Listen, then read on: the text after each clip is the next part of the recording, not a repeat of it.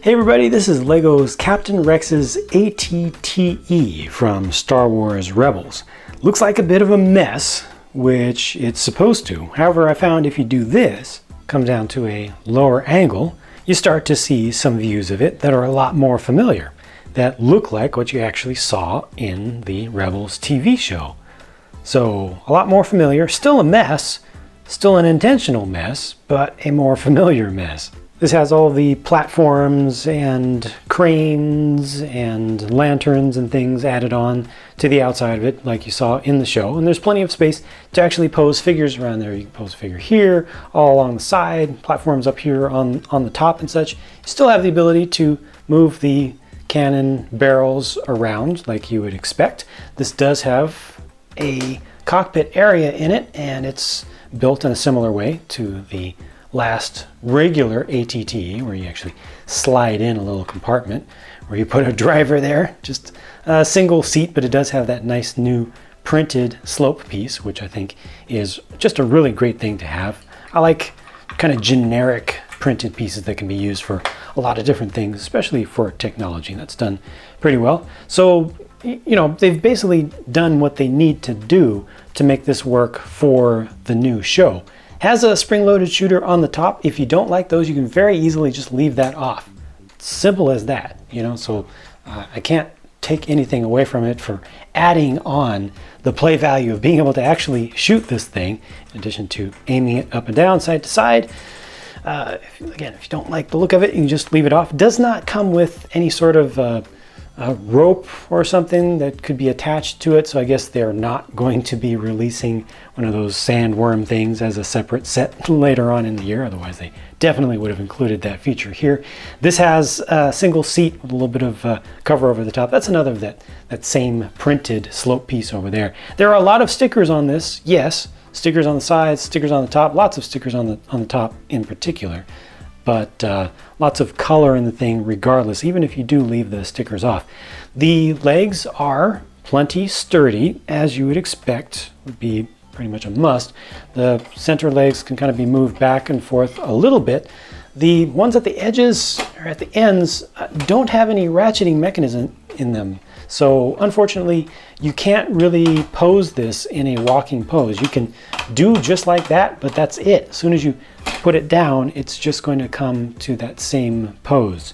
So no ability to make this look like it's moving differently. It kind of looks like it's moving slowly, just standing still. But, you know, I personally prefer anytime that you have something with legs on it, that you be able to pose those legs and just move them, even if it's just a little bit. Another platform over here, cranes on the sides are simple, but about the right scale, I'd say, for the size of this thing.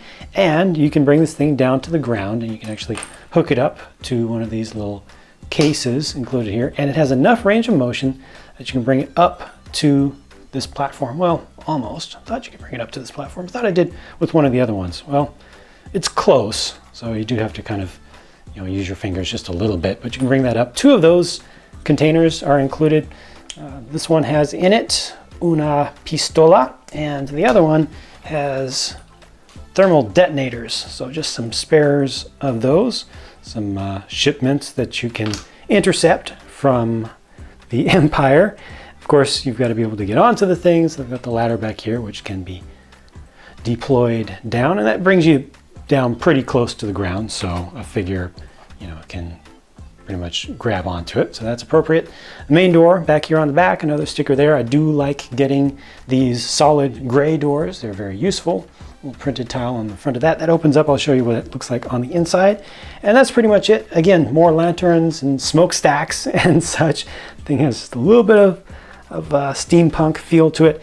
Now, obviously not included with this set is the Phantom, but it was very important that they do have enough room to land the Phantom, and indeed they do, and you can do it. It will sit right there, not too securely, but securely enough.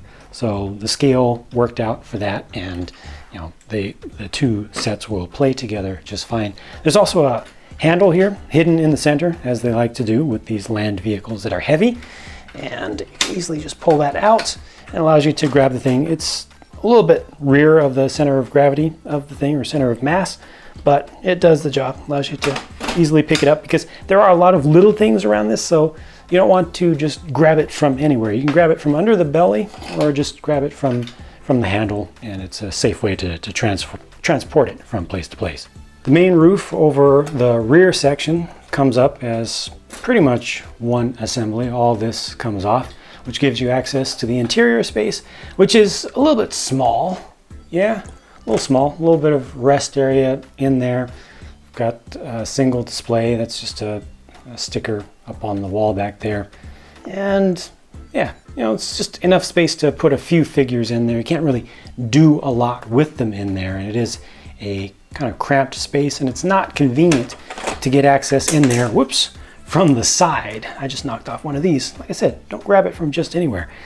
You know, getting access back behind this panel is a little bit of a pain to get it right. So you can kind of get your fingers in there. You kind of have to remove the whole thing to really get full access. So I think mostly just from the top is what you can do there. And it's not a lot of space, just enough to stand a couple dudes in there. The forward compartments beneath the main turret, meanwhile, that all comes up as well. Once again, one thing, a little bit better look at a couple of those stickers there on the top.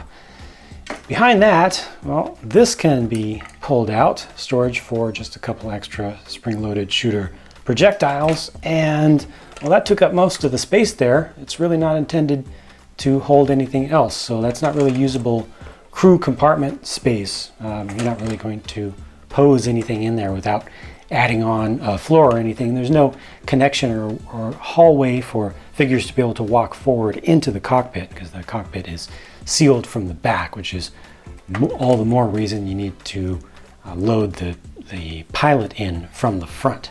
The three old clone brothers are included here, Rex on the left, Wolf in the middle, and Gregor on the right. I think that Rex and Wolf look absolutely perfect. Perfect! Gregor, I think, suffers in the face a little bit here from the need for Lego to kind of have that attachment to their classic, now classic, angry clone face. You know, it needs to look like it's a clone of Angry Clone, even though it's older, so I feel like that holds it back a little bit, but the torso is done nicely. No printing for the legs on these, but I think that's okay. You know, you can get away with that. The facial hair comes nicely around the sides for Rex and Wolf both. That's good. Good printing on the backs of the torsos. A little bit simple over here, but appropriate, I think. Unfortunately, the set does not include any helmets for these guys.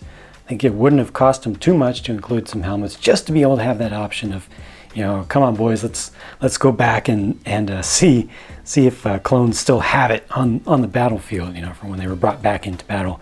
Would have been definitely a nice inclusion here, but that is missing. The set includes one single Rebels stormtrooper, and he's just a stormtrooper, but far more interesting is the Inquisitor here on the left, the fifth brother.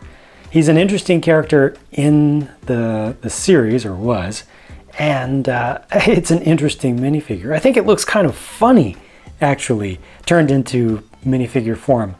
It looks like he's trying too hard to look mean in Lego form, but he's actually not. Like, he's still silly. He's still, in his heart, in his soul, he's still a Lego minifigure underneath there.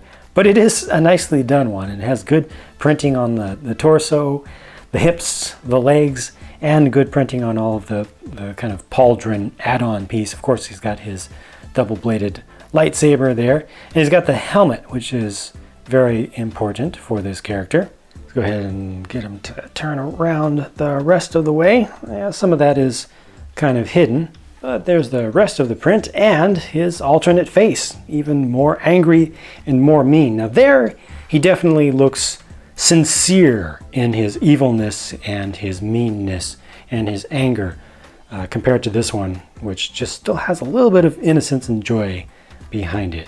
Just an interesting figure. I feel like it could have been done a little bit more realistic. Lego instead went for more of a Lego style with it. You know, it's just a conscious choice. Let me know in the comments what you think about that. If you think that this is appropriate for the face, or if you wish it was just a little bit more cold and realistic. This must have been a tough set to design, and I'm glad I didn't have to be the person to do it, because, you know, to do something like this, you have to keep the parts count, the total parts count, within a reasonable range so that it would be decently affordable. You know, this is Rebels, and it is still a toy. It's not, you know, in a collector series or anything. You need to get it to look respectable from the outside, but at the same time it needs to have the play features, being more of a toy and more for younger kids. And just so many compromises had to be made with this thing. I feel like they kind of erred a little bit more on the side of the looks on the outside of adding all of the things on than they did going for maximum space and, you know, interior playability. I think that's fine. You know, it's, like I said, it's just really tough. I don't know what they could have done much better.